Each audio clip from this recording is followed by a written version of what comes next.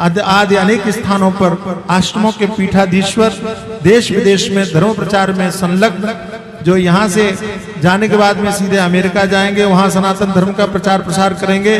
परमादरणीय परम श्रद्धेय अनंत श्री विभूषित पूज्य महामंडलेश्वर स्वामी आत्मानंद पुरी जी महाराज, उनसे मैं निवेदन करता हूँ, साधो संग उपासनाम च सततम धन्यो गृहस्थाश्रम। इस विषय पर तो अपने विचार, भाव, आशीर्वाद, मार्गदर्शन आपको देंगे ही। इसी के साथ साथ में निखिलेश्वर महादेव जो स्फटिक शिवलिंग के रूप में विराजमान है, स्फटिक महादेव की शिवलिंग की महिमा है, क्या महत्व है, उसके विषय में भी आपको बताएंगे। मैं निवेदन करता हूँ पूज्य स्वामी आत्मानंद पुरी जी महाराज।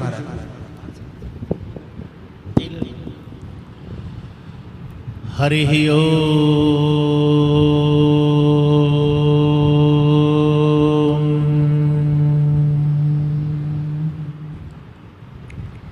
विश्वानि देव सवितर दुरितानि परासुव यद्भद्रं तन्नयासुव। ओम शांति शांति शांति। ओम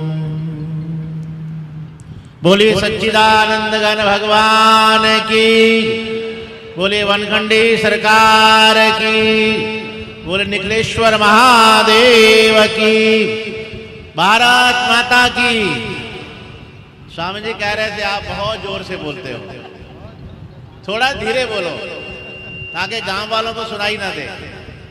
भारत माता की, भारत माता की, भारत के संतों की, भारत के ऋषियों की, भारत के मुनियों की, गंगा माता की, गौ माता की, सत्य सनातन धर्म की, हर हर।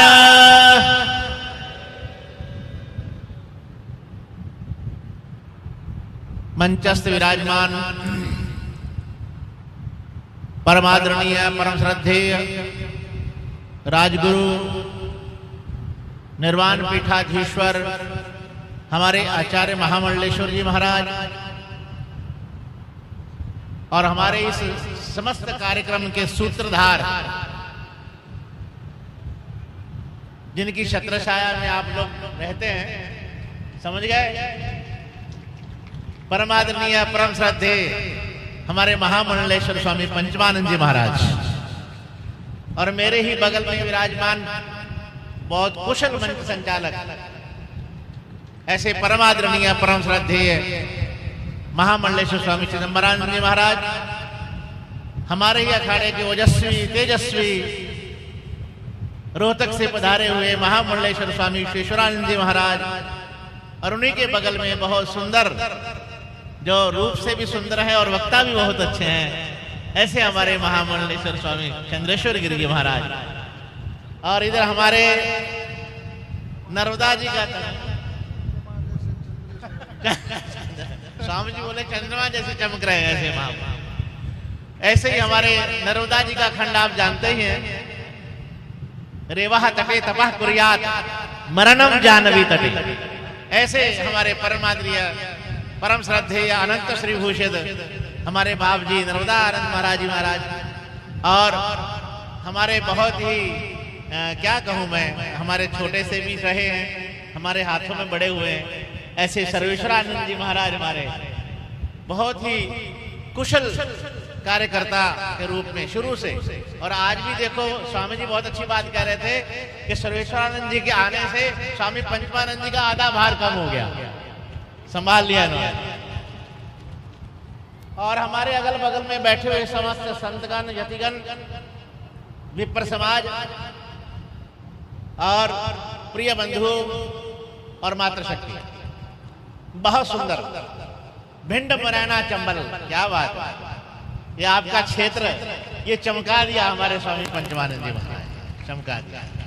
अरे जिस स्थान को सुन के लोग डरते थे और वहां निखिलेश्वर भगवान बैठे हों और वहां वनखंडी सरकार बैठे हों, इससे बड़ी प्रसन्नता क्या हो सकती है। जंगल में मंगल कर दिया स्वामी जी ने, अब तो आगे ये देखना है कि माला हमारी और माल आपका कितना काम करता है और कैसे ये मंदिर का चमकता कैसे बनता है। मुझे देखकर स्वामी जी आज अनुभव हुआ, ये बात ठीक है, मैं विषय से थोड़ा बाहर बोल रहा हूं, मैं विषय पर नहीं बोल रहा हूं, अभी बाहर थोड़ा बोल रहा हूं। इसको देखकर मुझे बहुत बड़ी प्रसन्नता हुई और मुझे ऐसा अनुभव हुआ कि स्वामी जी का जो प्रयास है एक दिन इतना बड़ा सफल हो जाएगा कि आपके क्षेत्र में ये सिद्ध पीठ बन जाएगा।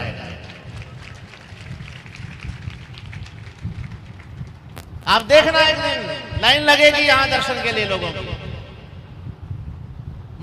जो महापुरुष होते हैं उनका तपस्या, उनका तपोबल, उसका प्रभाव होता है।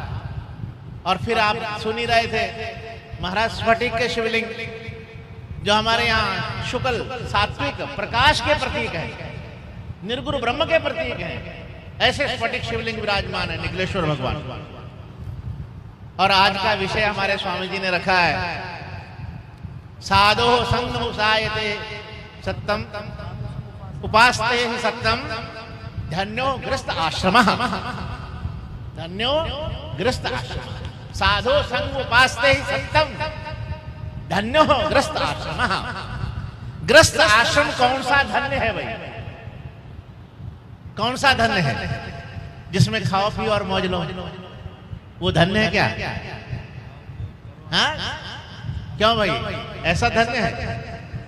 साधो संगम उपासते, जिस घर में साधु नहीं जाता, जिस घर में अतिथि नहीं जाता, जिस घर में शिव की पूजा नहीं होती, जिस घर में आनंद नहीं है, जिस घर में प्रियवादिनी स्त्री नहीं है, जिस घर में पुत्र आज्ञाकारी नहीं है, जिस घर में बड़ों की वृद्धों की अवहेलना होती है, वो गृहस्थ आश्रम कभी भी धन्य नहीं हो सकता। अभिवादनशीलस्यः नित्यं मृदोपि सेविनः चत्वारि तस्य वर्धन्ते आयुर्विद्या यशोबलम्। समझे कि नहीं? इसलिए वो धन्य गृहस्थ आश्रम है। और मूल विषय स्वामी जी ने रख दिया, साधो संग उपासते ही सत्यम। साधो संग, साधु किसको कहते हैं भाई? साधु का मतलब क्या? ये वस्त्र पहन लिया वो साधु है क्या भाई? हा? साधु किसको कहते हैं? एक सत शब्द होता है ना, सत शब्द, उसके ऊपर एक छोटा सा अनुस्वार लगा देते हैं, बिंदु लगा देते हैं तो संत बनता है।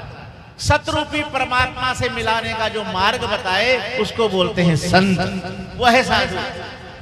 पर कार्यों साधन होती थी। ऐसे साधु जो हैं उनका संग का प्रभाव क्या होता है, उसका फल क्या होता है? तो भगवान भाष्यकार जगद्गुरु शंकराचार्य जी महाराज बताते हैं कि सत्संगत्वे निसंगत्वम, निसंगत्वे निर्मोहत्वम, निर्मोहत्वे निश्चिलतत्वम और निश्चिलतत्वे जीवन मुक्ति।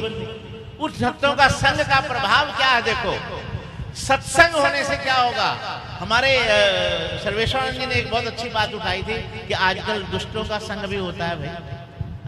तुलसीदास जी कहते हैं भरवल वास नरक कर ताता और दुष्ट संग नर जही बधाता, कि विधाता इतनी कृपा करना, चाहे मुझे नरक में वास कर देना पर कभी किसी दुष्ट का संग मत दे। देखो कितनी बड़ी बात। संसर्गजा दोष गुना भवन्ति ही, क्योंकि संग से ही दोष गुण उत्पन्न होते हैं आपके जीवन में। आप अच्छे लोगों का संग करेंगे, आपके अंदर अच्छे गुण आ जाएंगे, आपके अंदर अच्छाइयां आ जाएंगी, आपके अंदर सद्गुण आ जाएंगे। आप बुरे लोगों का संग करेंगे, पीने वालों का संग करेंगे, जुआ खेलने वालों का संग करेंगे, आपके अंदर बुराइयां आ जाएंगी, दोष आ जाएंगे। संग करना हो तो संतों का संग करो, संत का संग करो, महापुरुषों का संग करो। और उस संग का फल कितना बड़ा है? सत्संगत्वे निसंगत्वम। उससे आपके जीवन में निसंगता आएगी, संग दोष निकल जाएगा, संग विहीन हो जाएंगे आप, आपकी मति सुमति हो जाएगी। संग का, सत्संग का प्रभाव देखो, बाहर से चाहे कुछ भी ना हो, बाहर से कोई परिवर्तन आपके जीवन में नहीं आएगा, आपकी मानसिक स्थिति बदल जाएगी, आपके अंदर की स्थिति बदल जाएगी, बौद्धिक स्थिति बदल जाएगी। सत्संग का इतना बड़ा प्रभाव है। स्वामी रामकृष्ण परमहंस बड़े महान संत हुए महाराज, बड़े मस्त और बड़े भाव समाधि में रहने वाले पिछली सदी के बड़े महान संत थे, स्वामी विवेकानंद जी के गुरु। अद्भुत घटना उनके जीवन में। एक बार क्या हुआ, कोई एक लोटा हाथ में रखते थे और लोटे को मांजते रहते थे, साफ करते रहते थे, बार बार लोटे को मांजते रहते थे। किसी शिष्य ने, साधक ने देखा कि गुरुदेव को ना जाने आजकल क्या हो गया है, इस लोटे को कई कई घंटे मांजते रहते हैं। एक दिन उसके अंदर विचार आया और उसने पूछा, गुरुदेव आज मेरे मन में कोई जिज्ञासा है, मैं पूछना चाहता हूँ। बोले पूछो। बोले आप बुरा मत मानना, मैंने देखा आप ये लोटा हाथ में जो आपके, ये कई कई घंटे मांजते रहते हैं, हमारे वैष्णव महात्मा जैसे लोटा मांजते रहते हैं। क्या महाराज, सन्यासी मरे खाए खाए, वैष्णव मरे नहाए नहाए। अब महाराज वो लोटा मांजते रहते। बोले महाराज आप इतने घंटे के लोटा मांजते रहते, इसमें ऐसा क्या लगा है? रामकृष्ण परमहंस क्या लगे, जानना चाहते हो तो एक काम करो, ऐसा ही लोटा एक अंदर कुठार में पड़ा है, वहां से उठा के लाओ। ठीक वैसा ही लोटा वो अंदर से लाया और बोला अब काम करो, ये दोनों लोटों को अपने दोनों हाथ में अलग अलग हाथ में लेकर देखो, इसमें दोनों में कोई अंतर है क्या? उसने दोनों लोटे हाथ में लिए और क्या देखा, बहुत अंतर है। बोले महाराज में बहुत अंतर है। बोले पहले अच्छी तरह देख, इसमें कुछ लिखा भी होगा। देखा, बोले हाँ महाराज, ये जिस कंपनी का बना है उसकी मोहर लगी है और जिस दिन ये बाजार से खरीदा उस दिन का इसमें दिनांक भी लगी हुई है। आजकल जैसे बर्तनों वाले पे जाते डेट लिख देते ना, 7/12/24, 7/8/24। अब उसमें का एक ही दिन खरीदा गया है लोटा। बोले हाँ बिल्कुल ठीक समझा, एक ही जगह बना है, एक ही फैक्ट्री में बना है, एक ही जगह खरीदा गया है, लेकिन अंतर बहुत है। बोले क्या अंतर है? बोले महाराज वो आपके हाथ में बड़ा साफ दिखाई दे रहा है, बड़ा स्वच्छ दिखाई दे रहा है, उसमें प्रतिबिंब भी देख सकता हूँ, जो अंदर कुठार से लाया हूँ वो बड़ा मैला दिखाई दे रहा है। बोले बस पगले, मैं लोटा नहीं मांजता, मैं तो लोटे के बहाने सत्संग करता हूँ, अपने मन को मांजता हूँ, अपने मन की सफाई करता हूँ। ये सत्संग भी ऐसा है, गृहस्थ आश्रम में ये सत्संग भी आपकी सफाई का काम करता है। संत का संग आपका उद्धार करने का मार्ग पैदा करता है। हनुमान जी महाराज जिस समय लंका में जा रहे थे तो लंका में प्रवेश करने से पहले लंकनी के साथ उनका सामना हुआ। महाराज जब लंकनी का सामना हुआ और लंकनी ने पूछा, ए बंदर कहां जा रहा है, रुक जा, पहले परिचय दे अपना, पासपोर्ट दिखा, बाहर से आया लंका में प्रवेश कर रहा है, कैसे एंट्री कर रहा है भाई? हनुमान जी ने कहा भाई मैं तो बाद में बताऊंगा, पहले तू बता तू कौन है पूछने वाली, तू अपना परिचय तो दे। उसने कहा मुझे नहीं जानते, मैं लंकनी हूं। बोले कौन लंकनी? बोले रावण की अनुचरी लंकनी, लंका का पहरा देने वाली।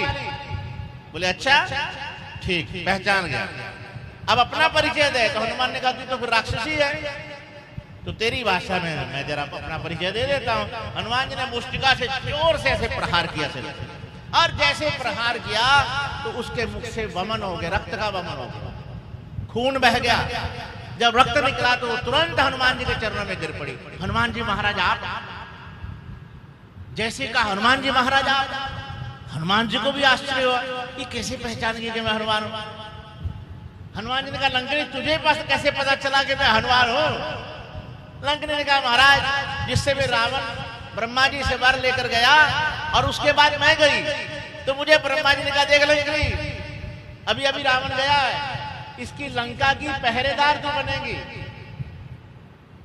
लेकिन एक बात याद रखना, जिस दिन बंदर के रूप में हनुमान जी तेरे सर पे प्रहार करेंगे और रक्त का वमन तुझे होगा तो समझ लेना हनुमान जी आ गए, लंका जलने वाली है, रावण मरने वाला है।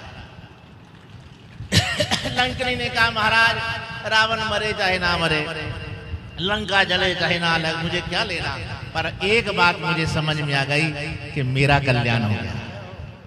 बोले कैसे? ठीक वहां पर तुलसीदास जी ने कहा कि लंकनी के तात स्वर्ग अपवर्ग सुख और धरिए तुला एक अंग, तुलना ताहि सकल मिली, जो सुख लव सत्संग, जो सुख लव सत्संग। लव जानते हो किसको कहते हैं? लव नहीं जानते? अरे तो मालूम, लव वो अंग्रेजी वाला नहीं, आई लव यू वाला नहीं भाई। यह लव का मतलब एक निमिष आंख झपकना, आंख झपकते हो इतने समय को लव बोलते हैं। इतना समय भी इन महापुरुषों का संग मिल जाए तो आपको वो सुख मिलेगा, वो आनंद मिलेगा जो स्वर्ग में भी नहीं, अपवर्ग में भी नहीं है, जो पंचमानंद जी महाराज ने जयपुरा में लाकर खड़ा कर दिया, वो परम सुख। ये संत का संग का प्रभाव है, इसलिए साधो संग उपासते सत्यम धन्यो गृहस्थ आश्रमः। ऐसे महाराज गृहस्थ आश्रम धन्य है। देखो स्वामी जी महाराज ने, आपके गुरुदेव हैं, ऐसे संत विनम्र और बड़े ही, देखो इतने विनम्र संत हैं, हमेशा हंसते मुस्कुराते मिलते हैं। ये आप लोगों का भाग्य है, उस क्षेत्र का भाग्य होता है जिस क्षेत्र में ऐसे पंचमानंद जी महाराज जैसे संत निवास करते हैं। भाग्यशाली हो आप, ऐसे सदगुरु मिले आपको। स्वामी जी महाराज, नर्मदा जी महाराज कह रहे थे कि हम प्रकटा, हम देखो अवतरण दिवस कह लो, प्रकाटोत्सव कह लो, चाहे कुछ जन्मदिन कह लो, हमारे यहाँ एक बात कहते हैं कि भगवान भी जन्म लेते हैं कि नहीं, राम के रूप में जन्म लिया कि नहीं, मानव बनकर आए ना आए, क्यों आए भगवान? ईश्वर क्यों आता है अवतार लेकर? ईश्वर का अवतरण क्यों होता है सगुण साकार के रूप में? कृपा करने के लिए, दुष्टों का संहार करने के लिए, धर्म की स्थापना पुनर्स्थापना करने के लिए, साधुओं की रक्षा करने के लिए। समझे ना? जानते हो ना गीता में भगवान ने क्या,